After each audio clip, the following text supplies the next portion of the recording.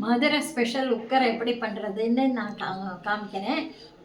2 cup கடலைப்பருப்பை நல்ல try roast கொஞ்சம் வாசனை வர மாதிரி வறுத்துக்கணும். வறுத்துட்டு அது 2-3 மணி நேரம் தண்ணியில் ஊற வைக்கணும். அலம்பிட்டு ஊற வச்சுட்டு அதை அரைச்சிட்டு நல்லா கெட்டியாக அரைச்சிட்டு அரைக்கணும். அப்புறமா முதல்ல ஏலக்காவை நெய்யில் வறுத்து எடுத்துட்டு முந்திரி பருப்பை வறுத்து எடுத்துட்டு அதுக்கப்புறம் அதோடையே கொஞ்சம் எண்ணெய் விட்டு இந்த அரைச்ச விழுதை போட்டு நல்லா பருப்பு சிலிக்கு வதக்கிற மாதிரி காமிக்கணும். இதை நான் இப்போ காமிக்கிறேன்.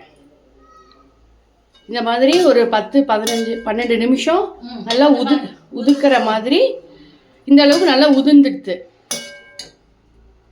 இதுக்கப்புறம் பாகு வச்சு எப்படி கிளறதுன்னு பார்க்கலாம். இப்போ 1:3 பாகு வெல்லம் வாங்கி பாகு காய்ச்சின்னு இருக்காங்க. இது வந்து டங்கு பதம் வரணும் அப்படின்ட்டு அது வரைக்கும் பாகு காய்ச்சின்னு இருக்காங்க. பருப்பு தேங்காய் பதம், அது பேர் டங்கு பதம். தண்ணியில் போட்டால் டங்குன்னு சத்தம் கேட்கணுமா, அந்த அளவுக்கு இப்போ பாகு எடுத்துட்டு இருக்காங்க. அந்த பாகு வந்து நல்ல டங்கு பதம் வந்துடுச்சு. வந்ததுக்கு அப்புறமா இந்த மாதிரி நம்ம உதுத்து வச்ச கடலைப்பருப்பை வறுத்த முந்திரி ஏலக்காய் பொடியோடு சேர்த்து இதுவும் ஒரு 10 நிமிஷத்துக்கு மேலே கலரணும்.